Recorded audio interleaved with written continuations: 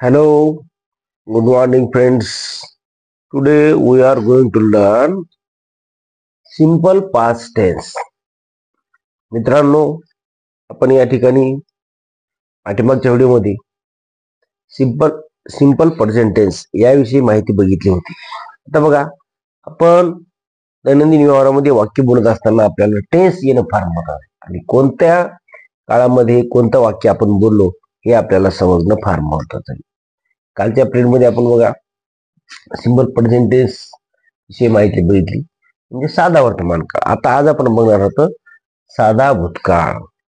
तुम्हाला साधा भूतकाळ शिकत असताना मराठीमधून जे आपण वाक्य बोलतो त्यामध्ये काय असतं आणि इंग्रजीमध्ये काय असतं, कसं वाक्याची रचना असते हे आपल्याला या ठिकाणी समजून घ्यायचं आहे. बघा इथं मित्रांनो, भूतकाळात एका विशिष्ट क्षणी घडलेल्या क्रियांचा काळ पहा. भूतकाळात एका विशिष्ट क्षणी म्हणजे भूतकाळामध्ये एखाद्या विशिष्ट क्षणी घडलेला जो काळ आहे त्याला आपण साधा भूतकाळ असं म्हणतो. आता पहा, साधा भूतकाळ भूतकाळात सवयीने घडलेल्या, साध्या भूतकाळात सवयीने घडलेल्या, सातत्याने घडल्या रीत किंवा पद्धत दाखविण्यासाठी घडल्या, म्हणजे एखादी रीत किंवा पद्धत दाखविण्यासाठी घडल्या अशा क्रियांचा काळ म्हणजे साधा भूतकाळ आहे. पहा, आता पहा इकडं एक्झाम्पल बघूया. I bought a book. I bought a book म्हणजे मी पुस्तक विकत घेतले. आता हे भूतकाळात घेतले होते सांगत आहे. दुसरं पहा, I ate an apple. He ate an apple म्हणजे त्याने सफरचंद खाल्ले, म्हणजे भूतकाळात खाल्ले होते असं. दुसरं आहे, तिसरं बघा, सी कट व्हेजिटेबल्स. तिने भाजीपाला कापला, म्हणजे तिचं काम पूर्ण झालेलं आहे, म्हणजे भूतकाळातलं काम आहे ते होऊन गेलेलं आहे. समजा मी पुस्तक वाचत आहे, हे वर्तमान काळामध्ये झालं, पण भूतकाळात काय होईल, मी पुस्तक वाचले. आता पहा, यामध्ये साध्या भूतकाळामध्ये कोणकोणते नियम आहेत पहा आणि त्या वाक्याची रचना कशी. बघा मित्रांनो, वाक्याची रचना येणं फार महत्वाचं आहे. वाक्याची रचना जर बरोबर नाही आली तर आपलं वाक्य पूर्णपणे चुकून जातं आणि त्यासाठी आपल्याला हे टेन्स येणं फार महत्वाचं आहे. टेन्स येत असताना आपल्याला मित्रांनो बघा, या ठिकाणी साध्या भूतकाळी वाक्याची रचना कशी असावी बघा. पहिला आहे सब्जेक्ट प्लस मेन वर्ब चा सेकंड फॉर्म. आता सेकंड फॉर्म महत्वाचा आहे.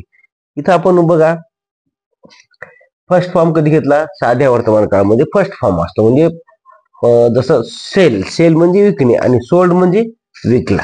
जसं विन म्हणजे जिंकणे, ओन म्हणजे जिंकला. म्हणजे पहा या ठिकाणी हे आहे याचा दुसरा फॉर्म म्हणजे सेकंड फॉर्म.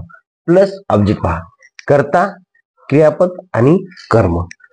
पण मराठीमध्ये तसं नसतं मित्रांनो, कर्ता, कर्म, क्रियापद असं मराठीमध्ये असतं, पण इथं आहे कर्ता, सब्जेक्ट म्हणजे कर्ता, मेन वर्ब म्हणजे क्रियापद आणि ऑब्जेक्ट म्हणजे कर्म. हे आज या ठिकाणी आपल्याला घ्यायचे पहा. उदाहरण पाहूया, जॉन सोल्ड कॅप्स म्हणजे जॉनने टोप्या विकल्या. विक्रम ओन द रेस, विक्रमने शर्यत जिंकली. म्हणजे हे झालेली जी घटना आहे ती आपल्याला या ठिकाणी भूतकाळाची दर्शवण्यासाठी असा या ठिकाणी आपल्याला वाक्याची रचना करावी लागते. पहा, साध्या भूतकाळात कर्त्यानंतर काय तर मुलांनो मुख्य क्रियापदाचे दुसरे रूप वापरतात.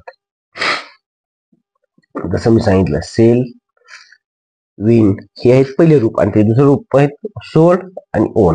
आता पहा उदाहरण पहा, John woke up early in the morning. पहा, woke up हे दुसरं रूप आहे, त्याचं सेकंड फॉर्म आहे. तर पहा, भूतकाळात एखादी क्रिया निश्चितपणे किंवा वारंवार घडत होती. पहा, भूतकाळामध्ये एखादी क्रिया निश्चितपणे किंवा वारंवार घडत होती हे दर्शवण्यासाठी आपल्याला हॅबिटल पास्ट टेन्सचा वापर करतात, म्हणजे रीतिदर्शक भूतकाळ. पहा, हॅबिटल पास्ट टेन्स व्यक्त करण्यासाठी प्रामुख्याने यूज टू अथवा यूज टू हे सहाय्यकारी क्रियापद वापरतात. कोणतं यूज टू? आता यूज टू कसं बघा बरं, यूज टू नंतर मुख्य क्रियापदाचे पहिले रूप वापरतात. युजर टू जर आपण लावलं सुरुवातीला तर त्या ठिकाणी त्याचा आपल्याला मुख्य क्रियापदाचे पहिले रूप वापरायचं आहे. कोणतं आहे बघा बरं, या ठिकाणी युजर टू नंतर कोणतं आहे. आता पहा, we used to go for a walk sea shore. पहा आता पहा या ठिकाणी काय लावलं तर युजर टू नंतर गो हे आहे क्रियापदाचं पहिलं रूप. आता पहा, आम्ही समुद्र किनारी फिरायला जात असू. आता वूड समजा युजर टू ऐवजी काही काही ठिकाणी वूड पण घेत असतो बघा. वूड कुठे घेतात बघा, एक्झाम्पल पाहूया. Our teacher would tell us stories in those days. पहा, इन दोज डेज पहा बरं, आमचे गुरुजी त्या काळी आम्हाला गोष्टी सांगत असत. या ठिकाणी यूज टू ऐवजी पहा, यूज टू ऐवजी आपण या ठिकाणी काय घेतलं बघा बरं, वूड घेतले. अशा प्रकारे आपण त्या ठिकाणी यूज टू चा वापर सुद्धा करत असताना काही ठिकाणी वूड सुद्धा घेत असतो. मित्रांनो, या व्हिडिओमध्ये मी तुम्हाला फक्त थोडक्यात माहिती सांगितलेली आहे की साध्या भूतकाळाची रचना कशी आहे, त्याचं स्ट्रक्चर काय आहे आणि ते स्ट्रक्चर आपण लक्षात ठेवायचं आहे. यूज टू कुठं वापरायचं आणि क्रियापदाचे कोणते फॉर्म वापरायचे याबद्दल मी तुम्हाला आज माहिती सांगितलेली आहे. थँक्यू.